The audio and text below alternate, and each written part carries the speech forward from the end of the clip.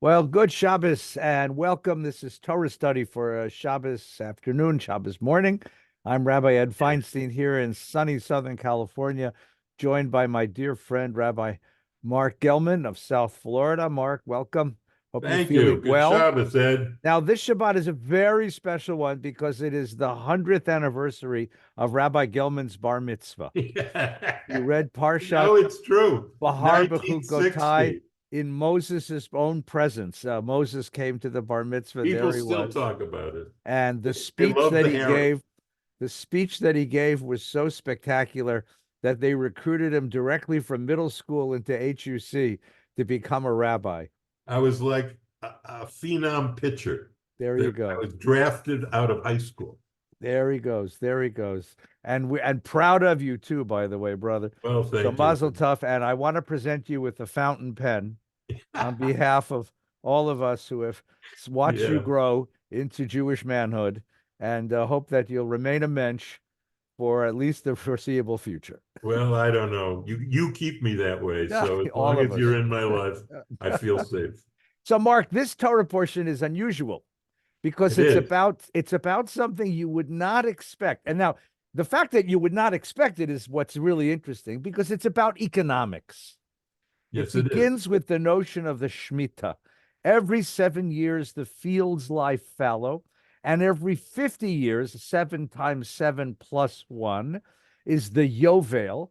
The word Yovel is translated badly as Jubilee, because that's what Yovel is. But what it is, it's a year of release.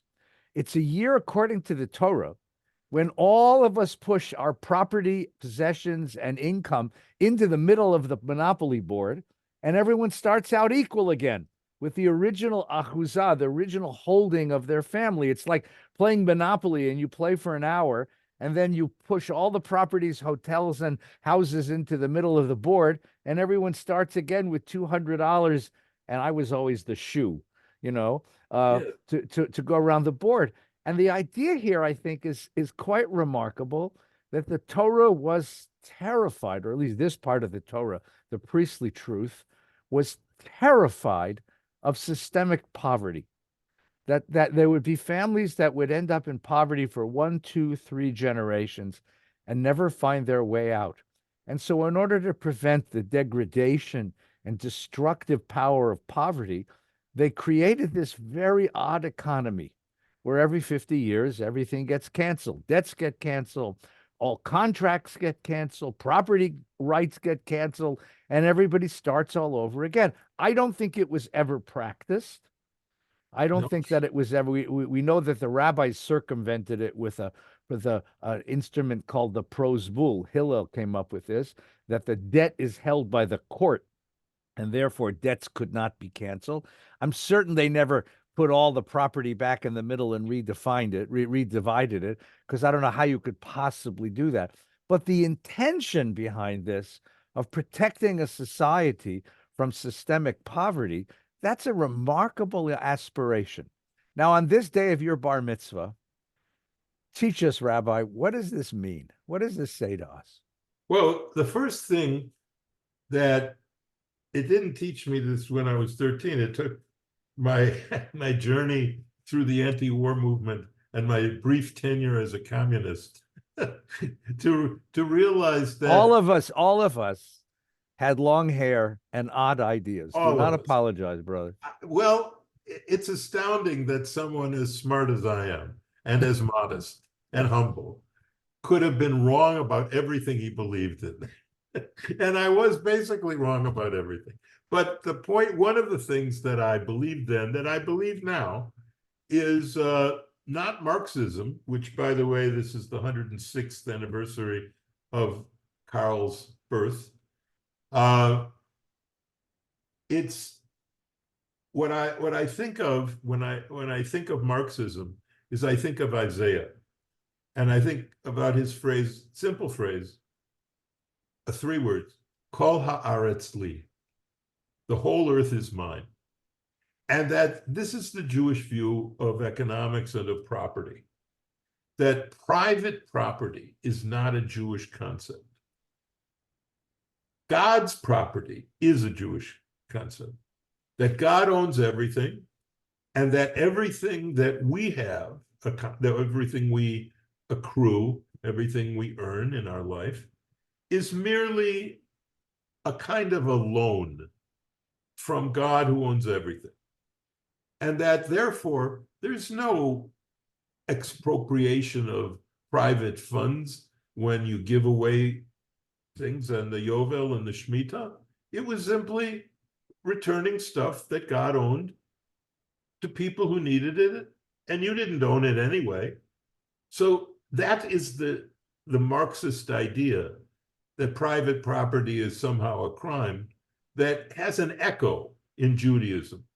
The problem on the other side is that you can't build an economy out of that, as we now know from the failure of every Marxist dictatorship and every Marxist economy. But what happens is the rabbis face this part when they did the Prose Bowl, which basically said you cancel debts after 7 years, but you don't really cancel debts because in an economic world, there are laws of economics that you can't violate. The market will crush you. And what happened is people were making loans and people were lending. Okay, so after 6 years, you say, it takes you 6 years to pay it back, and then it's all canceled. Well, what happens in the fourth or fifth year? Who's going to lend you money when their loan to you is going to be canceled in 1 year? Mm-hmm. So the true victims of the Prose Bowl were the people it intended to help. And I say this over and over again to people today who have weird economic ideas that I don't agree with. And I say, it isn't just your intention to help people, it's your effectiveness in helping people. And what the Bible did not understand, and no religious institution understood, not the Catholic Church, not the Ottoman Empire, nobody. What none of them understood until the modern world, which is what caused the modern world, was that money is a commodity that has value, and that if you lend it, interest is due on the money. And that isn't usury, that is the simple law of economics. And because the church, for example, couldn't understand this, nor could the medieval kings and so-called nobility, they just kept borrowing money from Jews who weren't allowed to work in other occupations. And then all of a sudden they had this huge debt, which they couldn't repay. And then what were they going to do? Well, in 1302, Pope Innocent III issues a papal bull, which is a perfect word for what he did. And he said, we would love to pay you Jews back our loan, because 80% of church land in 1302 was owned by Jews. We'd love to pay you back. But there is this one little problem. You killed Jesus. You killed our Lord. And you're under a curse. And therefore, we're canceling all their debts. Well, so Jews were expropriated all over Europe and expelled later in Spain. The same thing happened, 1492. That's why they were expelled. We were expelled. So what happened is the Jews leave and they say, okay, now who can we borrow money from? And nobody would lend them money. Meanwhile, up in England, there's something called the Industrial Revolution that's happening in the 16th and 17th century, and it blows up in the 18th, which is, let's take this money, and instead of buying suits of armor and building Gothic cathedrals, let's build factories that build more of whatever, more widgets. And then we'll sell the widgets, get money, and then we'll build another factory. And that destroyed the medieval world. And that, because Jews were in the beginning of that commercial awakening of Europe, that built anti-Semitism, and that built all sorts of resentment about the fact that the Jews were in a field which they could only work in because the anti-Semitic nobility wouldn't let them be soldiers, or they wouldn't let them be landowners. So in the end, religion didn't Judaism was the only religion that understood that economics has its own logic, and that you can't violate that logic without coming up short. So what happened is a bunch of Protestants got angry at the way the Catholic Church was bullying the Protestant minority in Europe, and they left, and they came to the New World. And these Protestants who came here were in love with the Bible. They weren't in love with Jews, but they were in love with the Bible. In fact, the Jamestown settlement in 1607, the Pilgrims arriving on the Mayflower, who founded Plymouth in 1620, and Boston and Salem in 1630, the goal of the early Puritan settlers, writes the historian Sidney Armstrong, was a holy commonwealth standing in a national covenant with its Lord. So the beginning of America was a religious beginning.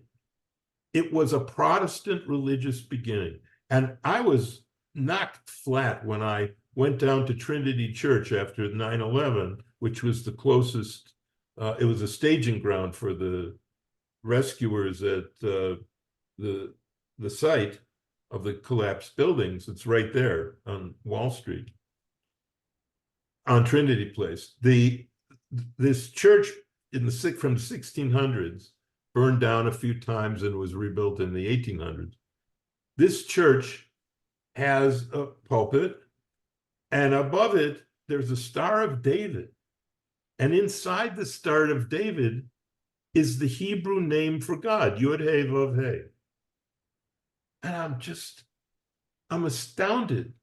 And it reminded me the beginnings of America were religious. And then my research led me to Thomas Jefferson's first draft of the Declaration of Independence, which Franklin vetoed and a bunch of other people. Adams wasn't thrilled with it. It says, we hold these truths to be, now in our version, of course, we hold these truths to be self-evident, right? His version, Ed, was, we hold these truths to be sacred. That all men are created equal and that they are endowed by their creator with certain inalienable rights. Now, think of that. First of all, we hold these truths to be self-evident, or we hold, that's ridiculous. It's not self-evident that, or inalienable, that everyone is created by God and equal. That's a religious belief. And so Jefferson was right. The only modifier of that belief is sacred. We hold these truths to be sacred, which means that our rights don't come from the state. Our rights come from God, and the state can't abridge those rights. And then the next step in this connection between America and the Bible is the Liberty Bell, which was built in 1750, not in any way as a memorial, as a memorial for the signing of the Declaration, which is what people think it was, but it was commissioned as the 50th anniversary of the Pennsylvania Bill of Rights, their first constitution for Pennsylvania. And then the bell has on it a verse from our parsha. Yikare dror ba'aretz l'chol yoshveha. You shall proclaim dror. I need your help on translating that, because there is no English word that effectively translates it in my view. But you shall proclaim liberty, which is, I guess, the best word. We shall proclaim liberty throughout the land unto all the inhabitants thereof. That's on the Liberty Bell. That's the motto of America from Leviticus chapter 25, verse 10. And there it is. And the bell, was wrong and it broke. And then it wasn't even a symbol of freedom. It was called the State House bell until the Civil War. And then it became the symbol for abolitionist preachers and for Southern blacks who were looking to it as the symbol of American hope and freedom. They talk about the Liberty Bell, the Freedom Bell. And then it became later in the 1920s, before 1920, it became the symbol for women's voting rights. There was a model of the Liberty Bell that was cast and sent around America with the clapper chained to the bell. And the sign said, proclaim liberty to all the inhabitants thereof, meaning women too. Mm-hmm. And then after the 19th Amendment was passed, that the symbol of that. And then after the 1920s, now for many years, the descendants of the signers of the Declaration of Independence on July 4th would come together and in their WASP holiness would strike the bell 13 times with probably a little silver something. And that would be in honor of the 13 colonies. Then it got to a higher moral level when Coretta Scott King said, in honor of my husband, I'd like you to symbolically hit the Liberty Bell on Martin Luther King Day. So there it is. There's our history of our ambivalent connection with the Bible. And nowadays, I don't know where we go with it. Should America be a religious country? Or should it separate between religion and the state? I don't know where we go from it, Eddie, but what I do know is that America has a rich and deep and powerful and loving connection to our Hebrew Bible. Yeah, absolutely. And by the way, there's a vice versa quality to this. There's a beautiful synagogue in Chicago, Anshe Emet. Mm-hmm. And if you look up, if you stand on the bima and look up at the stained glass windows that are above the bima, they have on one side, you'll see Abraham and Moses, and on the other side, you'll see Washington and Lincoln. Really? The Rabbi Solomon Goldman, who was the great rabbi who built that synagogue in the 1920s and 30s, was a big American patriot and believed that the American forefathers were parallel to the Jewish forefathers in bringing truth to the world. And that was the sort of payback for the gifts of American prosperity and freedom that they found here. America, you're exactly right. And first of all, thank you for the brief history of European economics. And there's much more to be said about that if we want to get back to that. Yeah. But the question that you ask about America as a religious society is, first of all, it's very true. We are a deeply religious society, much more, for example, than Europe. Just if you just listen to the discourse of this country, right? I mean, right now, one of the deepest, powerful divisions among us is over the issue of abortion, which I know you've spent a great deal of time studying and working on, which is a deeply religious issue. I don't think that there's a scientific basis for deciding that at this moment or at this moment or at this moment, a fetus, an embryo becomes human and is entitled to the rights of survival.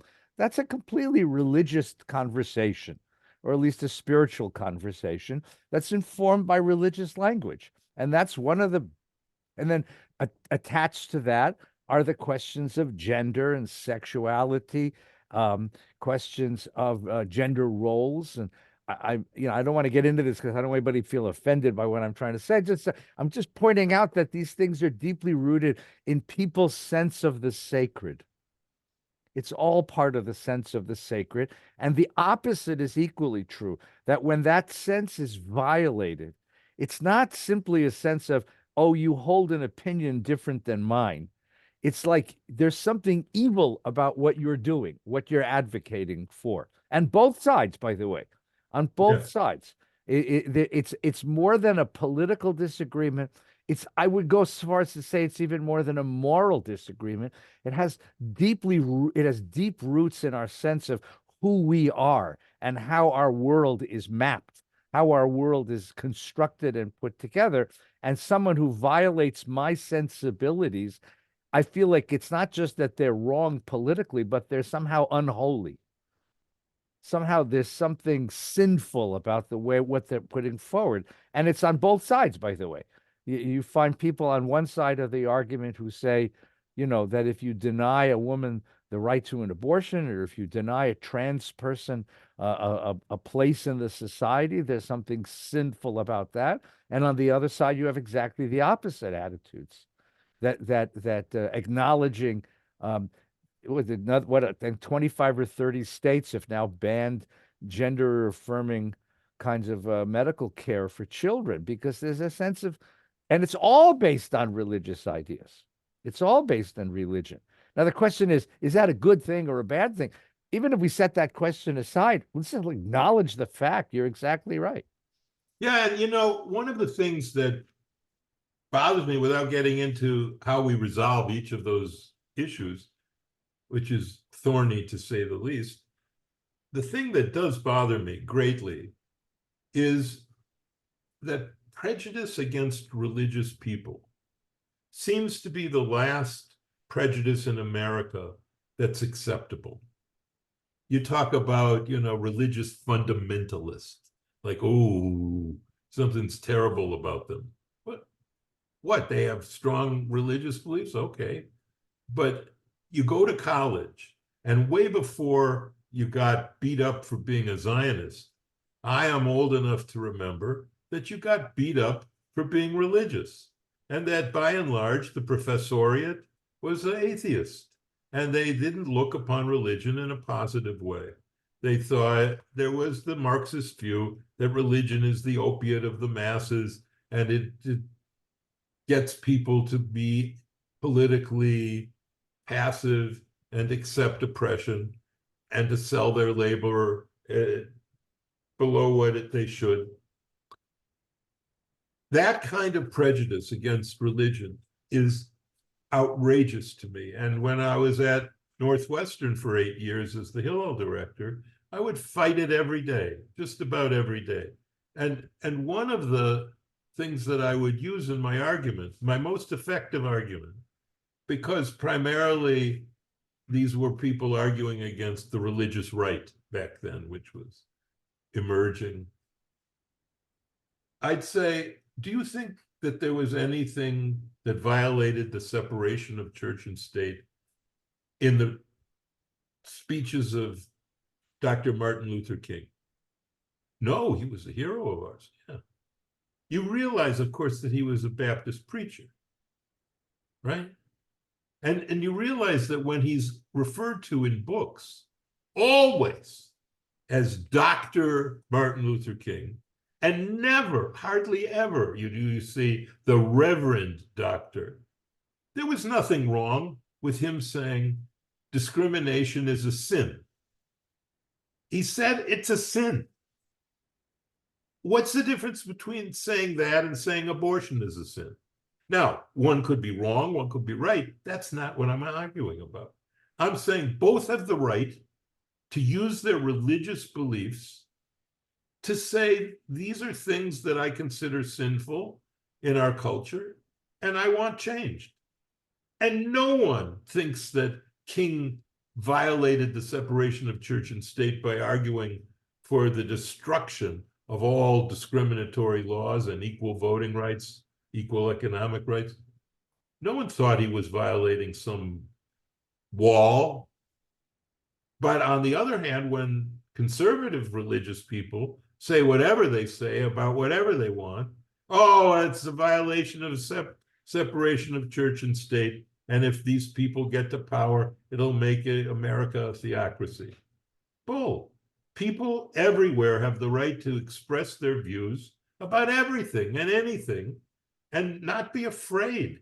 And if those beliefs come from their faith, noch besser. Okay, so much the better. That's my view. All right. So I agree, but I'm going to disagree about a piece of this. This is one of the great divides in American culture. Mm-hmm. I would think it's a divide in American culture that goes right through this country.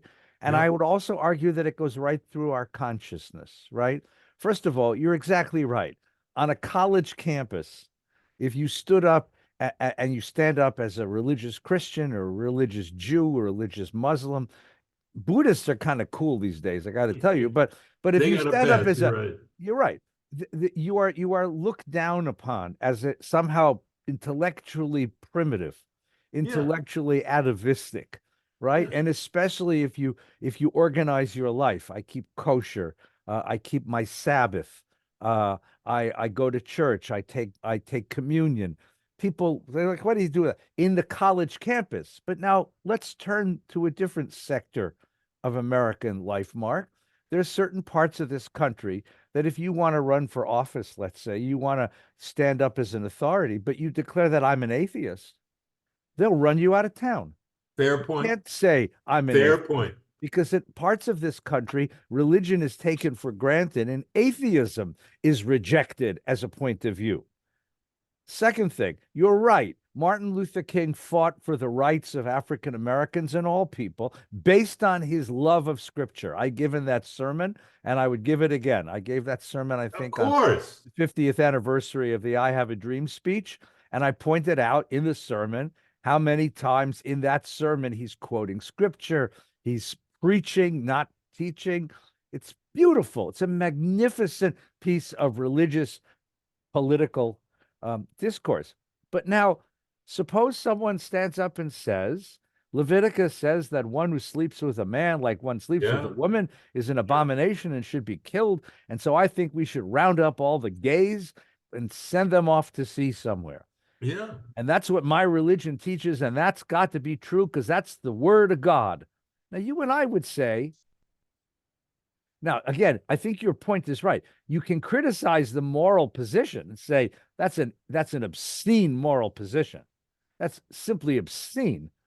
What King was trying to do is expand rights. What you're trying to do is contract them.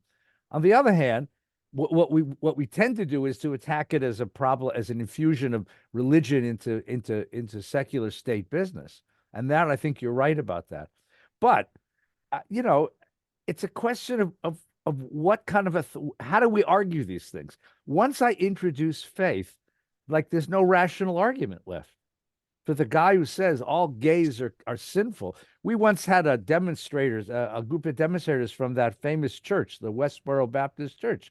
They Yeah. came here to VBS because we welcome LGBTQ people, and they protested in front of our synagogue with the most horrifyingly ugly signs about what God feels about homosexuality. And I don't even quote it because it's so disgusting.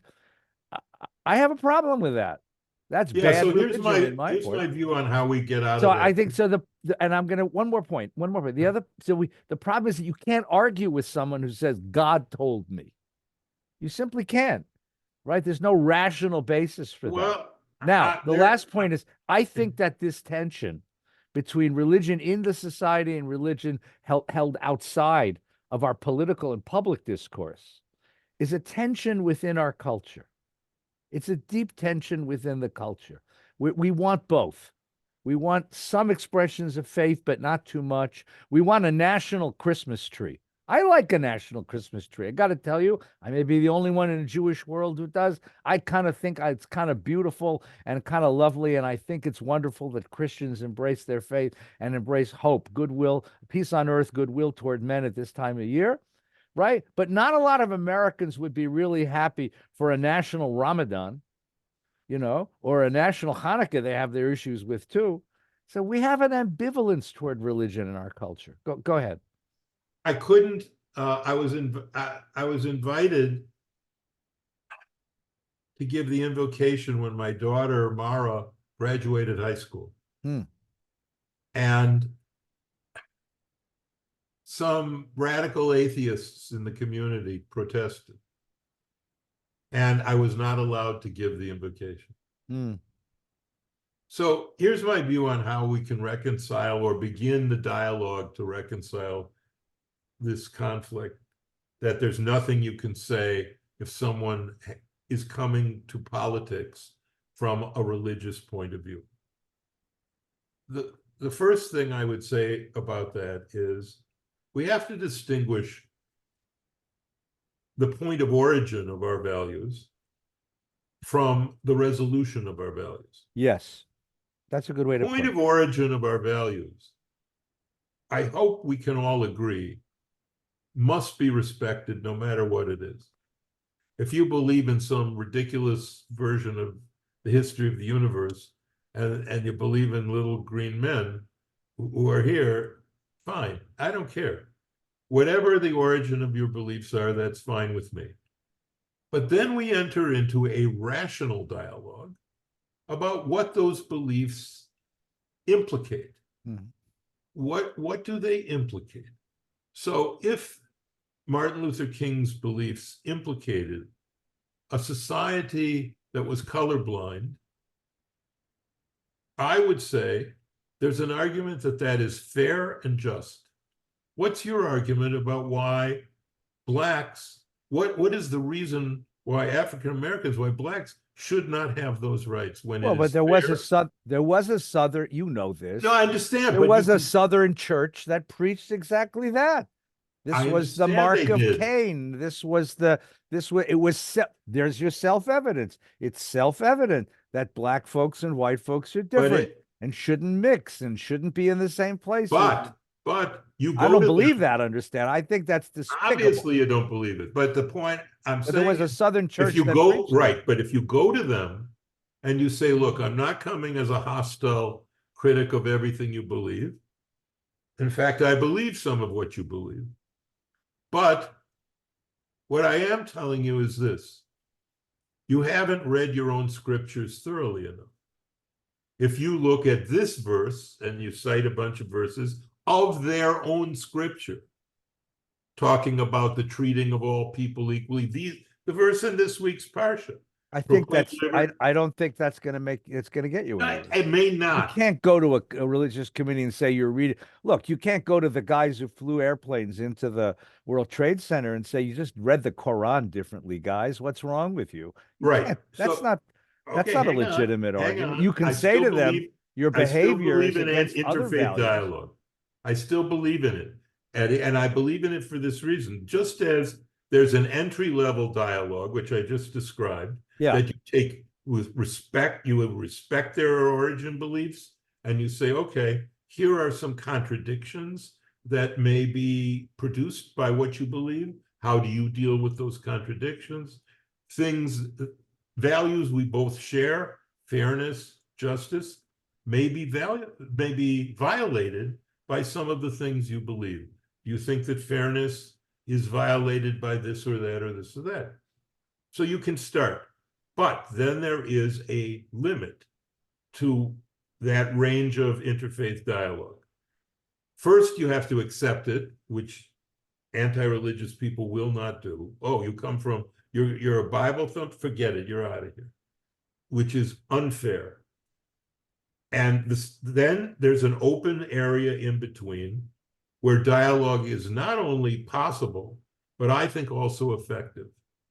And then there's a roof, the ceiling. The ceiling is, I want you dead. When someone says from the river to the sea, and you explain to them what that means the killing of all Jews in Israel. And they say, yeah, that's what I believe. That's over. There's no dialogue there. It's like a dialogue with a Nazi. I mean, you can't talk to someone who wants you dead. So I think that's how ethical decision making and ethical dialogue and interfaith dialogue, which I practice this. I mean, this isn't some theory of mine. I've done this for 30 years, and it works. And you talk to people and they hear you. They don't always agree with you. And one of my favorite comments when people say, I don't agree with everything you say, but I like what you did, this. And then all of a sudden, they're listening to you. And their ears aren't closed and their minds aren't closed. And they can begin to, what Tommy used to say, look across the fence. And they can begin to see people with respect. So I believe that your beliefs can, and I would also argue they should, but they can come from your religious beliefs and be completely acceptable, that's where their origin is. And, you have to also look at the beginning of your movement and my movement, which was really German rationalist Jews in the 19th century. right. Who said, like Hermann Cohn and others, hey, look, there's two sources of truth. One is the Torah, and one is your reason. They can both lead you to the same conclusion, like lo tigno, you shall not steal. Okay?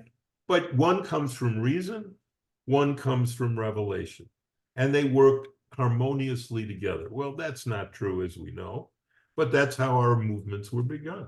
So I'm going to push back just a bit. First of all, I respect you, the faith you have in people of faith. I think that's quite wonderful. And you have deep experience in this, and I defer to your experience.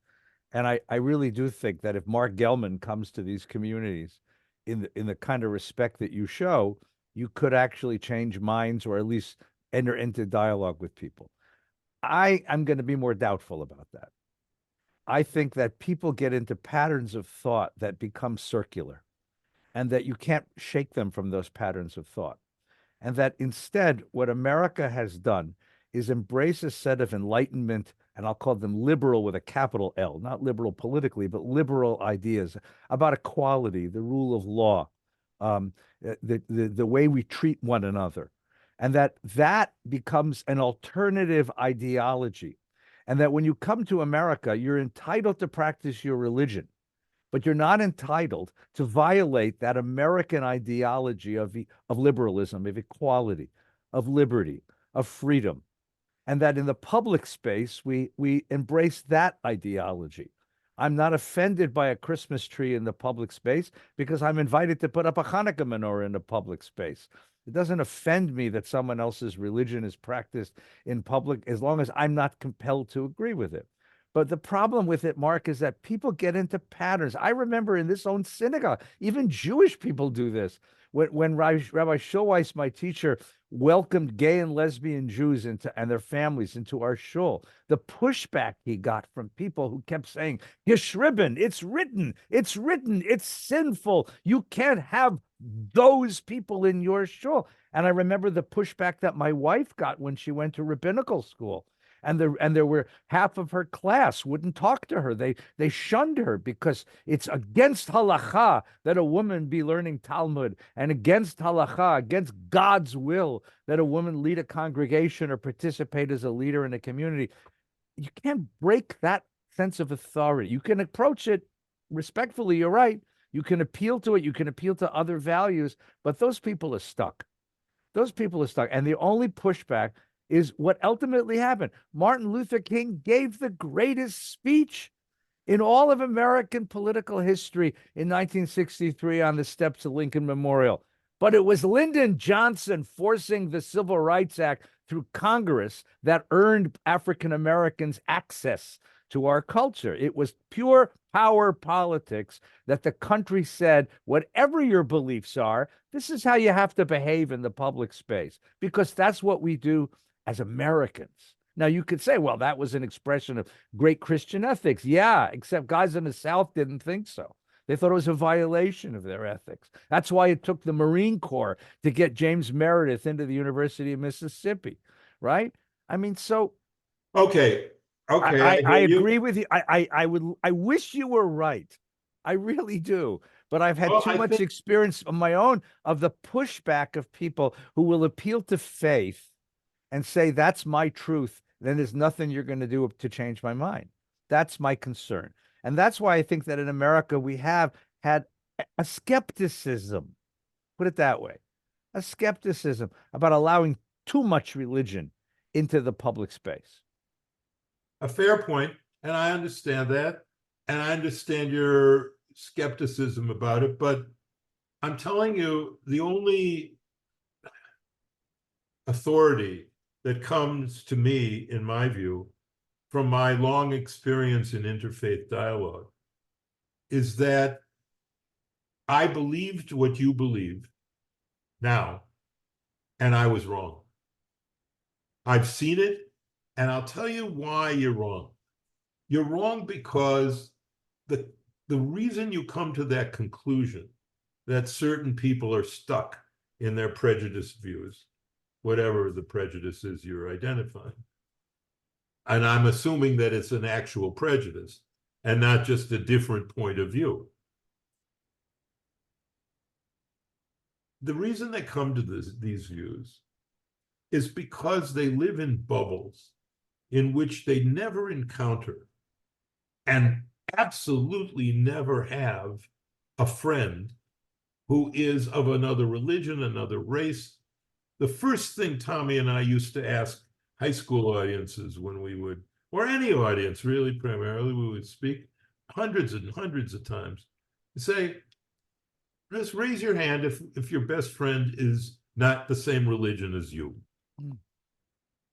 Raise your hand if your best friend is not the same race as you. So then we say, look, we're not saying that if none of those of you who did not raise your hand, we're not saying you're prejudiced. We're not saying you're bigots, but we are saying that you have the beginning of a bad cold. You're missing something. Yes. You're missing an opportunity to learn. And here's what you're missing. If your best friend is different than you, the world changes. Hmm. And I'll tell you how. The night that Saddam Hussein sent the missiles in 91, 92 in the Gulf War over to Israel, and they landed in Israel. Thank God they didn't kill many people, but it was terrible. And Israel was compelled back then not to respond. I'm watching this whole thing on TV in my living room, and there's a knock on the door. And it's Tommy Hartman. And he's standing there in the rain. And I said, get in here. What's good? He said, well, I'm here because I thought tonight you needed a friend. Hmm. Now, he wouldn't have gone to any other Jewish home on the night of those bombs if I wasn't his best friend. He wouldn't have. He would have lived in the little Catholic ghetto on Long Island that he grew up in and went to the Catholic world that he was in and was a star in. He just didn't know Jews. And our friendship was what liberated people. It wasn't that we had an idea that we had an idea. We know enough about how we're different and not enough about how we're the same. Big deal. That was our idea. But basically, what liberated people was they could see I loved the guy, and they could see he loved me, and they could see this is a priest loving a rabbi. So my response to you in deep, deep humility and with deep love is friendship and love are the thing that can break down these barriers. And if you don't have friendship and love across these lines, then we are doomed. Now, will it stop every bigot? Will it convert every bigot into a loving person? No. But you're not doing it to convert everyone. You're doing it to convert one person. It's like the starfish story. Yeah. It mattered to that one. Guys throwing starfish into the sea, young guy comes along and says, what you're doing, old man, doesn't matter. He picks up another starfish, throws it into the sea from the beach, and he said, well, son, it mattered to that one. And that's what we're doing. It mattered to that one. So I believe we can recover and must recover the religious roots of America, and we must recover it through massive networks of friendship that transcend religious divisions, and that let people encounter a gay person that they never would ever know before. Let them encounter a Black person that they never knew before. Let them encounter a woman in a position of power and authority that they weren't used to before. And let them live with that and talk about that. Say, well, maybe it isn't that crazy. And therefore, I push back on this point that you made. Yes, it was Lyndon Johnson who passed the laws, but he passed the laws because the heart of America had been softened. And it had been softened by Martin Luther King. And it was softened because his message was a message of peace, harmony, and love and respect and nonviolence. And so I believe it was King and ultimately his religious message that changed America, just as, to go back to the beginning of this Parsha discussion, it was religion that formed America. So religion formed, and in the case of King, reformed, and now today must reform again our secular miasma. Well, I think that's a beautiful thought to begin Shabbos with. So let's all wish Mark a very happy bar mitzvah. Thank you, thank you. Give it. You get a free year in the youth group. I'll see you at the table with the kichel. Amen. Amen. Have a good Shabbos, everyone. Thank you for sharing this Shabbat study with us. Take good care.